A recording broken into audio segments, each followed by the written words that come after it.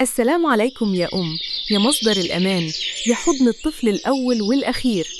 عمرك سألتي نفسك هو ابني بيحبني فعلا ولا بس بيخاف مني؟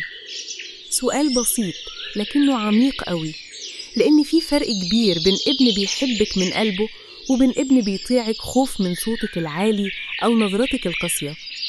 النهاردة في عالم زهرة هنتكلم عن الأسرار اللي تخلي ابنك يحترمك ويحبك بجد، مش تمثيل ولا خوف، لكن حب نابع من قلبه الصغير اللي محتاج حضنك ودفء كلامك وعدلك قبل ما يحتاج أوامرك. ربنا سبحانه وتعالى قال: وقولوا للناس حسنا. البقرة 83. كلمة حلوة ممكن تغير قلب ابنك أكتر من 1000 عقاب. المحتوى الرئيسي: أسرار تخلي ابنك يحترمك ويحبك من قلبه. السر الأول: الحب غير المشروط. ابنك لازم يحس إن حبك ليه مش مربوط بسلوكه. لما يغلط ما ينفعش يسمع أنا زعلانة منك مش بحبك خلاص، لكن يسمع أنا بحبك يا حبيبي بس تصرفك ده غلط.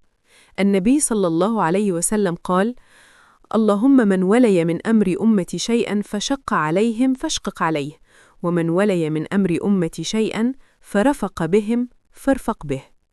الرحمة هي مفتاح القلوب، وهي اللي بتزرع الحب الحقيقي بينك وبين ابنك. السر الثاني: القدوة. الولد ما بيترباش بالكلام، بيتربى بالفعل. لو سمعك بتزعقي وتتعصبي هيعمل زيك، ولو شافك هادية وبتتحكمي في نفسك هيقلدك. قال تعالى: لقد كان لكم في رسول الله أسوة حسنة. الأحزاب 21. كوني قدوته في الصبر، في الأدب، في الرحمة، حتى في طريقة الاعتذار. السر الثالث: العدالة. مفيش حاجة تكسر قلب طفل زي الظلم. لو حس إنك دايماً بتدافعي عن أخوه وبتوبخيه هيسحب حبك من قلبه شوية بشوية. احكي له السبب واسمعي منه، خليه يحس إنك منصفة. رسول الله صلى الله عليه وسلم قال: اتقوا الله واعدلوا بين أولادكم. رواه البخاري. السر الرابع: الإنصات. الطفل اللي بيتكلم ومحدش بيسمعه بيتعلم إنه ما يتكلمش. لما يسمعك بتسيبيه يتكلم وتسمعيه لآخره بيحترمك. خليه يحس إنك شايفة وجعه ومقدراه حتى لو بسيط. السر الخامس: الدعاء. لما ابنك يسمعك بتدعيله قلبه بيتعلق بيكي أكتر. قال النبي صلى الله عليه وسلم: 3 دعوات لا ترد: دعوة الوالد لولده. الترمذي. خلي دايما بينك وبينه لحظة دعاء حتى لو بسيطة قبل النوم. بصوا يا جماعة، الفقرة دي أنا بحبها قوي. أصلها دايماً بتفكرني بسته. ست الله يرحمها كانت ست حكيمة قوي. كلمة منها كانت تكفيني سنين تفكير. فاكرة يوم كانت بتقولي: يا بنتي، اللي عايز ابنه يحترمه ما يعلمش ابنه الخوف، يعلمه الأدب بالحب. الكلمة دي فضلت في دماغي سنين، ما فهمتهاش غير لما بقى عندي أولاد. كنت دايماً بشوفها لما حفيد من أحفادها يغلط، ما كانتش تصرخ ولا تمد إيدها، كانت تبصله بنظرة فيها حزم وحنان في نفس الوقت، وتقول: اللي يغلط يصلح، بس من غير ما نكسر بعض. الكلمة دي كانت زي درس تربية كامل. النهاردة لما ابني بيغلط بحاول أفتكرها، ما أقولش أنت قليل الأدب، لكن أقول اللي عملته غلط وإحنا هنصلحه سوا. فرق كبير بين إن الطفل يحس إنك ضده وإنك معاه ضد الغلط. فاكرة كمان مرة كنا قاعدين في بيتها في الصيف، وكان ابن خالتي رمى العصير على الأرض. قام أبوه زعق وقال له: ما تتعلم الأدب. لكن سته قالت له بهدوء: يا ابني، الكلمة دي عمرها ما بتعلم الأدب. اللي يعلم الأدب القدوة مش الصريخ.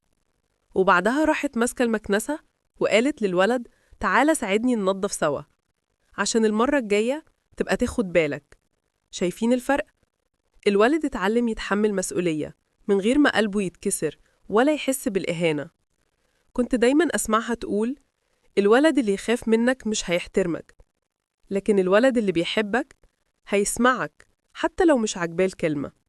الكلمة دي فعلاً من جوامع الكلم.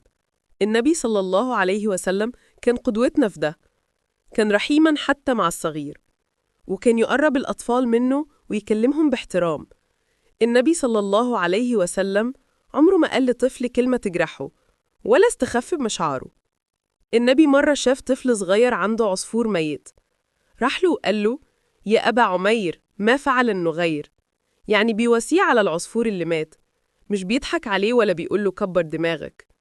شوفوا الرحمة، الاحترام الحقيقي بيبدأ من الطريقة اللي بنتعامل بيها مع أولادنا وهم صغيرين. سته كانت بتقول: اللي بيزرع رحمة في ابنه بيحصد احترام وهو كبير. وكل مرة كانت تقولها كنت أحس إنها بتتكلم عن سر من أسرار تربية القلب، مش بس السلوك. وفي آخر كل حكاية كانت ترفع إيديها وتدعي: يا رب اجعل ولدنا بيحترمونا حباً لا خوفاً، وبيسمعونا عقلاً لا مصلحة. الكلمة دي بقت دعائي أنا كمان، ولما بشوف ابني بيحضني بعد ما عاتبه بحس إن سته لسه عايشة جوانا، جوا كل أم بتحبه وبتحاول وبتغلط وتصلح، بس عمرها ما بتكسر قلب ابنها. عارفين يا جماعة، كل مرة كنت بسمع ست بتحكي كلمة فيها رحمة كنت أفتكر حديث النبي صلى الله عليه وسلم: ليس الرفق في شيء إلا زانه، ولا نزع من شيء إلا شانه. رواه مسلم. يعني الرفق بيجمل كل حاجة، حتى التربية. ولما يغيب الرفق، حتى النية الطيبة بتضيع في وسط الزعيق والخوف. سته ما كانتش ست مثقفة ولا عندها شهادات تربية، بس كان عندها نور الفطرة، الفطرة اللي ربنا حطها في قلب كل أم، بس بتضيع لما بنتسرع أو نغضب. هي كانت عارفة بفطرتها إن الطفل اللي بيخاف منك مش هيسمعك، لكن الطفل اللي بيحس إنك بتحبه حتى وهو غلطان، ده اللي هيجيلك بنفسه ويقولك ماما أنا آسف. الاحترام مش بيتفرض بالعقاب، الاحترام بيتزرع بالمحبة، بيتربى بالموقف، بيتشكل بالكلمة اللي بتقولها وقت الغلط. أكتر غلط بنقع فيه كأمهات إننا نخلط بين الهيبة والخوف، نفتكر إن عشان ابننا يسمع الكلام لازم يخاف، بس الحقيقة إن الخوف عمره ما ربى نفس سوية. ربنا سبحانه وتعالى قال: فبما رحمة من الله لنت لهم، ولو كنت فظا غليظ القلب لانفضوا من حولك.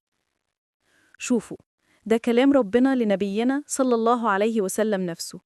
يعني حتى مع الصحابة رجال كبار ربنا بيقوله لو كنت قاسي كانوا هيمشوا، فما بالك بطفل صغير لسه بيتشكل قلبه؟ القسوة يمكن تخليه يسكت، لكن من جواه بيتكسر. يسمع كلامك بس مش اقتناع، يسمعه خوفا مش حبا.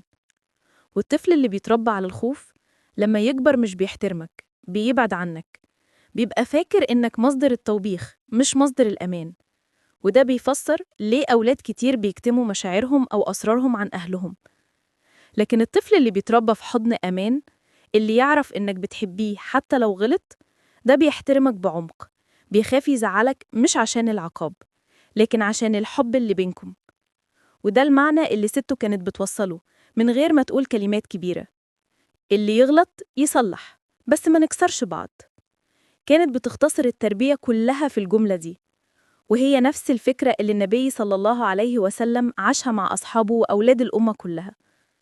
فاكرين لما النبي صلى الله عليه وسلم علم الناس الأدب في المسجد؟ واحد دخل المسجد وبال فيه، يعني عمل حاجة وحشة جدا، فالصحابة زعقوا فيه، لكن النبي قال: لا تزرموه، دعوه. وبعد ما خلص النبي ناداه بلطف وقال له ببساطة معنى الكلام: إن المساجد لا يصلح فيها هذا. شوفوا الأسلوب، تعليم باحترام مش إهانة. النتيجة، الراجل أسلم وحب النبي. يعني اللي بيحبك من قلبه هو اللي هيحترمك بجد. وده هدف كل أم، مش عايزة ابنها يخاف منها، لكن عايزاه يحس إنها مأمانه حتى وهو غلطان. الاحترام الحقيقي مش في إن الولد يقول حاضر وهو مكبوت، لكن في إنه يقول حاضر وهو فاهم مقتنع وبيعملها عشان بيحبك. عشان كده يا كل أم بتسمعني دلوقتي، لما ابنك يغلط اسكتي ثانية قبل ما تتكلمي. اسألي نفسك: أنا دلوقتي عايزة أعلمه ولا أفرغ غضبي؟ الفرق بين الاتنين هو الفرق بين ولد بيحبك وولد بيخاف منك.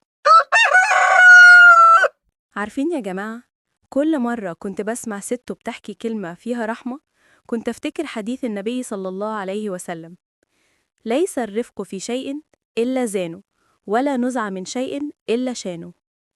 رواه مسلم. يعني الرفق بيجمل كل حاجة، حتى التربية. ولما يغيب الرفق، حتى النية الطيبة بتضيع في وسط الزعيق والخوف. سته ما كانتش ست مثقفة ولا عندها شهادات تربية، بس كان عندها نور الفطرة، الفطرة اللي ربنا حطها في قلب كل أم، بس بتضيع لما بنتسرع أو نغضب. هي كانت عارفة بفطرتها إن الطفل اللي بيخاف منك مش هيسمعك، لكن الطفل اللي بيحس إنك بتحبه حتى وهو غلطان، ده اللي هيجيلك بنفسه ويقولك ماما أنا آسف. الاحترام مش بيتفرض بالعقاب، الاحترام بيتزرع بالمحبة، بيتربى بالموقف، بيتشكل بالكلمة اللي بتقولها وقت الغلط. أكتر غلط بنقع فيه كأمهات إننا نخلط بين الهيبة والخوف، نفتكر إن عشان ابننا يسمع الكلام لازم يخاف، بس الحقيقة إن الخوف عمره ما ربى نفس سوية. ربنا سبحانه وتعالى قال: فبما رحمة من الله لنت لهم ولو كنت فظا غليظ القلب لانفضوا من حولك. شوفوا، ده كلام ربنا لنبينا صلى الله عليه وسلم نفسه. يعني حتى مع الصحابة رجال كبار ربنا بيقوله لو كنت قاسي كانوا هيمشوا، فما بالك بطفل صغير لسه بيتشكل قلبه. القسوة يمكن تخليه يسكت، لكن من جواه بيتكسر. يسمع كلامك بس مش اقتناع، يسمعه خوفاً مش حباً. والطفل اللي بيتربى على الخوف لما يكبر مش بيحترمك، بيبعد عنك، بيبقى فاكر إنك مصدر التوبيخ مش مصدر الأمان. وده بيفسر ليه أولاد كتير بيكتموا مشاعرهم أو أسرارهم عن أهلهم. لكن الطفل اللي بيتربى في حضن أمان، اللي يعرف إنك بتحبيه حتى لو غلط، ده بيحترمك بعمق، بيخاف يزعلك مش عشان العقاب، لكن عشان الحب اللي بينكم. وده المعنى اللي سته كانت بتوصله من غير ما تقول كلمات كبيرة: اللي يغلط يصلح، بس ما نكسرش بعض. كانت بتختصر التربية كلها في الجملة دي، وهي نفس الفكرة اللي النبي صلى الله عليه وسلم عاشها مع أصحابه وأولاد الأمة كلها. فاكرين لما النبي صلى الله عليه وسلم علم الناس الأدب في المسجد؟ واحد دخل المسجد وبال فيه، يعني عمل حاجة وحشة جدا، فالصحابة زعقوا فيه، لكن النبي قال: لا تزرموه، دعوه. وبعد ما خلص النبي ناداه بلطف وقال له ببساطة معنى الكلام: إن المساجد لا يصلح فيها هذا. شوفوا الأسلوب، تعليم باحترام مش إهانة. النتيجة: الراجل أسلم وحب النبي. يعني اللي بيحبك من قلبه هو اللي هيحترمك بجد. وده هدف كل أم، مش عايزة ابنها يخاف منها، لكن عايزاه يحس إنها مأمانه حتى وهو غلطان. الاحترام الحقيقي مش في إن الولد يقول حاضر وهو مكبوت، لكن في إنه يقول حاضر وهو فاهم مقتنع وبيعملها عشان بيحبك. عشان كده يا كل أم بتسمعني دلوقتي، لما ابنك يغلط اسكتي ثانية قبل ما تتكلمي. اسألي نفسك: أنا دلوقتي عايزة أعلمه ولا أفرغ غضبي؟ الفرق بين الاتنين هو الفرق بين ولد بيحبك وولد بيخاف منك. بصوا يا جماعة، لو رجعنا كده نلخص اللي قلناه النهاردة، هتلاقوا إن السر مش في الطرق التربوية الكبيرة ولا في كتب علم النفس. السر في الرحمة، الرحمة اللي كانت سته بتربي بيها، واللي النبي صلى الله عليه وسلم كان قدوته فيها. ابنك مش محتاج يسمع صوتك العالي، هو محتاج يحس إنك فاهماه. مش محتاج عقاب مؤلم، هو محتاج حضن بعد الغلط. مش محتاج يحترمك خوفاً، هو محتاج يحبك فيحترمك تلقائي. الاحترام الحقيقي يا جماعة بيبدأ من القلب، من الكلمة الحلوة والنظرة الحنونة. من وقت ما الطفل يغلط فتقولي له تعالى نصلح الغلط سوا، ساعتها هو هيحس إنك معاه مش ضده. التربية مش إن ابنك يسمع كلامك طول الوقت، لكن إنه يسمعك لما يكون بعيد عنك. التربية مش سيطرة، التربية حب وقدوة ورفق. كل أم وكل أب بيسمعوني دلوقتي، لو حسيتي إنك غلطتي في لحظة أو فقدتي أعصابك، ارجعي تاني. مفيش أم كاملة، لكن كل مرة بترجعي بحب أكتر بتربي نفسك قبل ما تربي ابنك، وده أعظم نجاح. فاكرين يا جماعة لما سته قالت اللي يغلط يصلح بس ما نكسرش بعض؟ الكلمة دي مش مجرد جملة، دي مبدأ حياة. النهاردة وإحنا خلصنا حلقتنا أسرار تخلي ابنك يحترمك ويحبك من قلبه، خلينا نراجع نفسنا شوية. هل إحنا فعلاً بنربي ولادنا على الحب ولا بنربيهم على الخوف؟ هل بنعلمهم الأدب بالرحمة ولا بنفقد أعصابنا ونكسر فيهم وهم لسه صغار؟ يا كل أم ويا كل أب، ربنا سبحانه وتعالى وصانا على ولادنا قبل ما نجيبهم. قال تعالى: يا أيها الذين آمنوا قوا أنفسكم وأهليكم ناراً. يعني ربوا أولادكم على الإيمان، مش بس على النظام. علموهم الخلق، مش بس السمع والطاعة. الأب اللي ابنه بيخاف منه يمكن يسمع كلامه النهاردة، لكن بكرة هيبعد عنه. أما الأب اللي ابنه بيحبه هيسمعه طول العمر بعد ما يكبر ويتجوز ويكون عنده أولاد. وده السر اللي كان عند سته واللي علمه لنا النبي صلى الله عليه وسلم: الراحمون يرحمهم الرحمن، ارحموا من في الأرض يرحمكم من في السماء. الترمذي.